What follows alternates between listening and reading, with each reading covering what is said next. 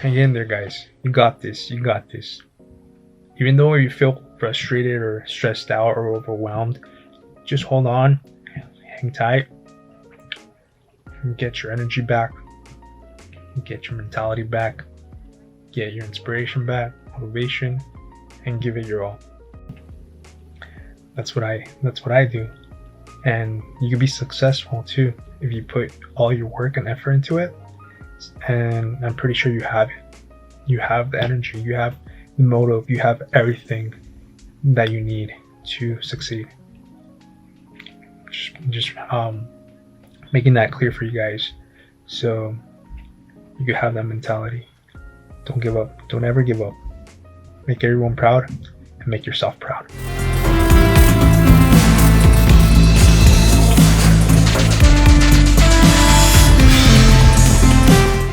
Hey guys, welcome back to Dodefy. Happy New Year, everyone. Hopefully you guys had an amazing New Year's, and hopefully this year will be more productive for you and much overall way better. So I ended up launching my brand store, Dodefy.store. You can visit my store, and if you want to support the channel, you could go there and get some of my merchandise.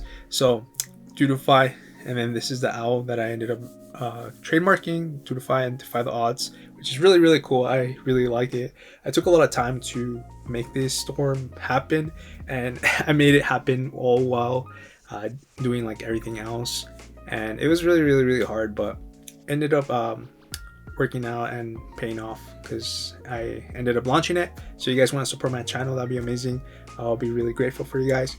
So anyways, let's proceed with the video. So the video, we're going to talk about the high fidelity assignment. That's like super long. I'll be showing my works and my overall thinking process and how you could like do the assignment too. Just steps to overall help you with the assignment. I ended up doing Dodefy Health, and it turned out like really nice. So hopefully you guys stick around for that. I have 10 units left for the whole course, and there's 36 units in total for Springboard, and 5 of them are like super easy. So like tackle those ones really quick and finish those off, and just focus on the rest of the 5 units that I need, and that'll be pretty much the end of my Springboard. And hopefully I do it within the time that I have. So I need to hurry up. So I've been very stressful lately. That's why I haven't been uploading. But yeah, enough of that. Let's get on with the video. Okay, so Springboard has you create a mood board. So what's a mood board? Quickly, I'll explain. Basically, it's a gathering of imagery, aesthetics to inspire you for your project. So what you do is that you go to Behance or Pexels or anything where there's images, or Google, wherever actually you could actually find very good images and actual user interfaces, and then you save those, and then you just create like a artboard in whatever program you want. And here I use Sketch, and I just placed all my images organized in a mood board so I could see them later on and get inspired by them. So your mood board and your images and everything should consist of like your brand mission, your values, your personality, and your attributes. So here I listed like my brand attributes and everything else, personality, and I felt really inspired during that moment. And you really have to feel inspired when you're searching for your images and trying to find that brand that you're creating come out. So brand attributes. So for Dodefy Health, I ended up using exploring, learning, motivating, guiding, fun, and welcoming. So these brand attributes, I felt like they really fit the app that I was creating. And the personality was that since I have actually a Dodefy brand, I ended up extending my brand to Dodefy Health. So Dodefy Health, I said that it has an enthusiastic energy to make a difference in people's lives by allowing them to make a greater nutrition decision every day within themselves and the community. So before in your assignments you actually do create this, so it would be really easy to import that into your mood board. So another thing is that you have to explain why you chose these images and these colors and such. So that color palette that I thought that was really neat at the bottom left, I thought really it was really cool. I ended up trying to decide that I want to choose green, because green is usually showed to people for personal growth, and I felt like it was eating right and success. So it also like relates to the brand with learning and growing. And also I wanted to use like blue or orange as like my secondary colors, because it wanted to create trust and energy and power. So these would relate to my brand in motivating, inspiring, encouraging, and supportive. So again, in my previous video I described like about colors and like the psychology of colors. So colors do represent stuff like emotions to people, and you should carefully know what colors that you're going to use for your actual capstone or your brand. So yeah, that's quickly the mood board that I was talking about. So following that, you will have to create like a brand style guide, which is something very simple that you can actually do. These brand style guides are usually done for like small companies and companies that are just starting off, where they don't really have a design team dedicated to focusing on their style guide. So a very complicated style guide is called a design system, and a very simple one is called a style guide. So that's a huge difference that you'll learn in the program, and it really like helps all designers like to stay visually consistent and work efficiently together and be coherent with the design. And a style guide, first of all, is like very simple compared to the design system. A design system is very huge. Usually it's like a website that they already have built, and then they have a lot of like requirements, like examples like of do's and do nots, and more specific lettering and description and images to explain the actual design. It's very long and very more complex, as opposed to a style guide, which is very like simple. And that's what you'll be creating throughout the program, is a style guide, and it's simple and really easy to do. So Springboard here has you do the style guide. So I created my logo first, so I could like proceed with it. You can either get like a generated logo or actually do one yourself if you have the time, or if you're willing to do it fast, or you have experience. If you don't, then you could just get one online and just generate a logo. So I created like this kind of like pyramid looking logo, because it was coherent with my actual owl for Dodefy, and I wanted to like be an extension of my brand. So I ended up including a triangle because it was a representation of the food pyramid. The food pyramid, I don't think it's no longer being used as how it used to be used. Now it's like my plate or something else that's not the triangle pyramid, where it lists like the specific food categories. Yeah, that's where I got the idea from. And I also wanted to include like some sort of like leaf, some sort of like nature elements in there. It was really hard including that in there, so I felt like it was more simple if I created a triangle with a lot of lines representing the food, the actual food pyramid. Following that, to extending your style guide, Springboard has you do different logos sizes, and give me specifics of the size of the paddings and everything that's necessary for other designers to follow through. So you have to list out the desktop and then the mobile size of the logo, and see which one which measures which measurements you're going to take to represent them in your style guide. And it's pretty easy. It's not that complicated. Following that, you'll have to do a color palette, which will you have to list like the RGB of the color and the hex number. And if you want to go really fancy like I did, knowing me, I'm a really fancy person, you include like the color name, and also like you have to put like a block image or a circle image and include the actual color in there, so other designers can see the color and see the hex and see the RGB. And if you do print, do the CYMK. And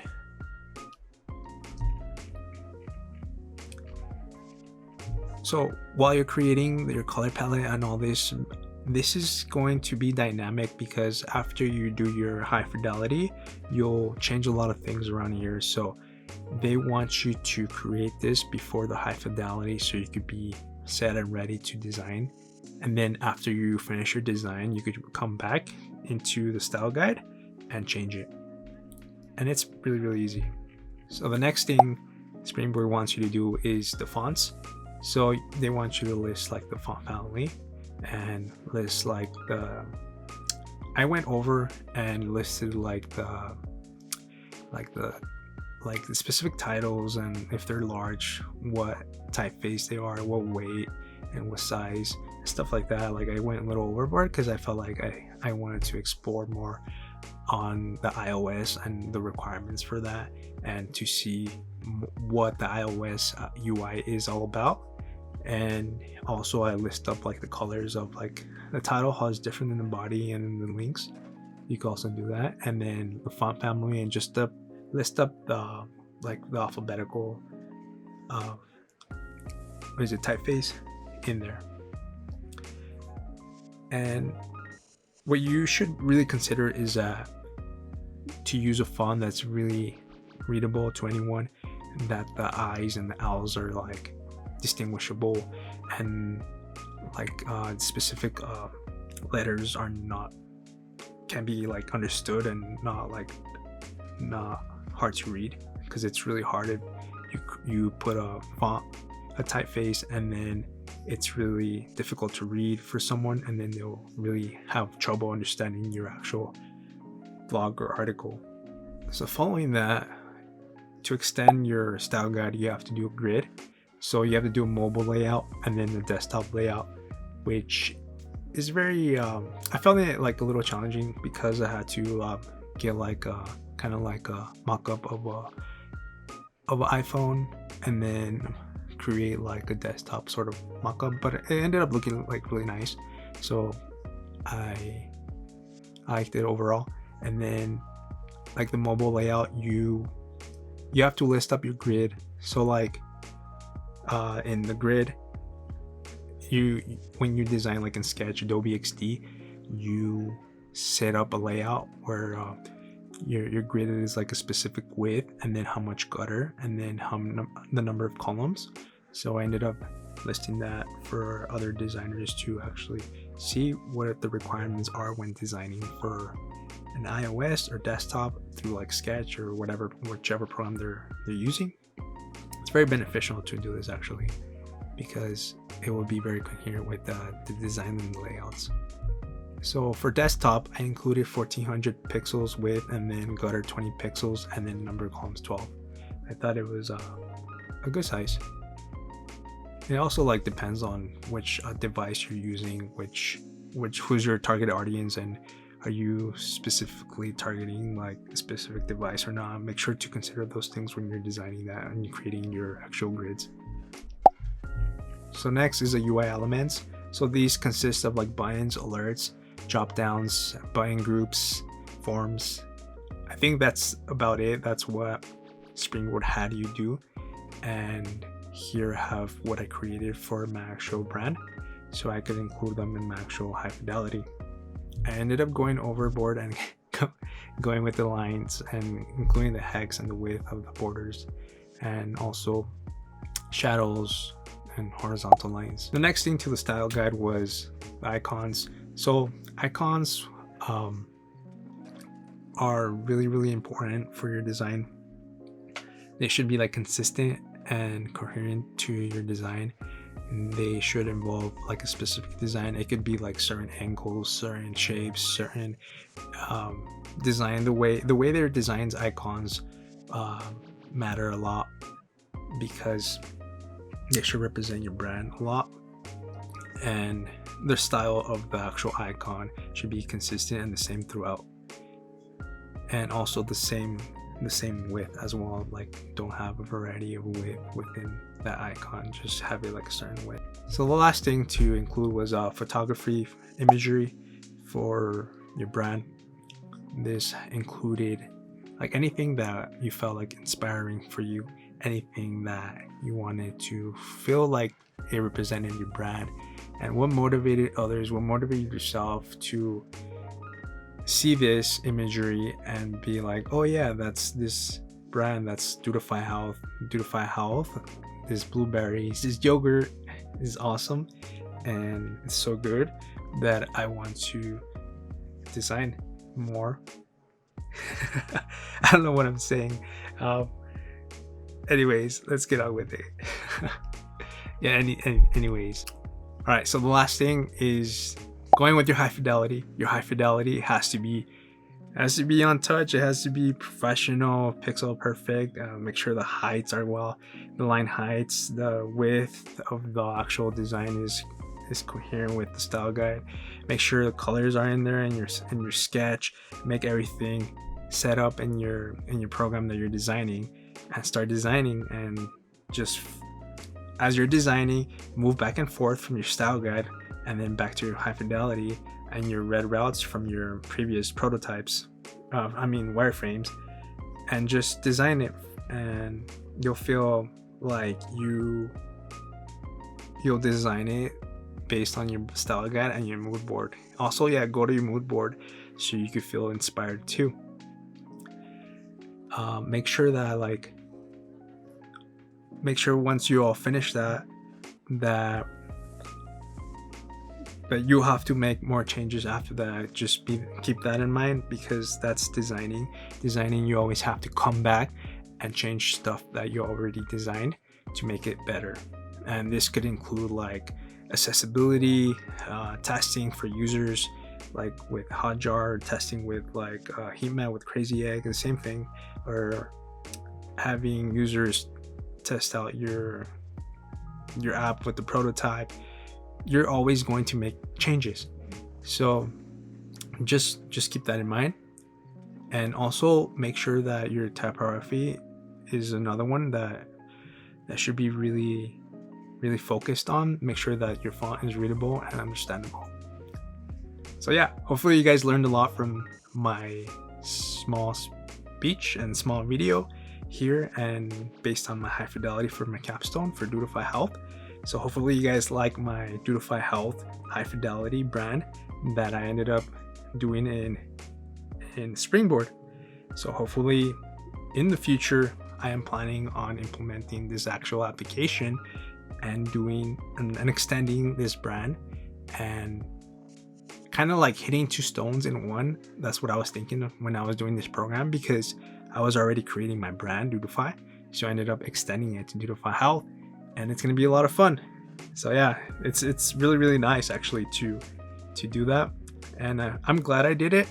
And then for the next project, I'll be doing something else totally different to see a difference in actual brand and style and designing. So wish me luck for my next units that I have to finish, and if you're in the program, good luck, and I'm sure you could do it. I'm pretty sure you can. And if you're not in the program and want to join, make sure to follow my link down there and join the program. It would be awesome for you to be a product designer or UX designer, UX researcher. This is like an incredible field. Like, I feel like it's an amazing field, and it's my passion, and I want to pursue it like fully, and want to help others like pursue it that they feel like they want to pursue it. And yeah, that's me enough of blabbing around. But yeah, hopefully you guys have a good day, and see you around.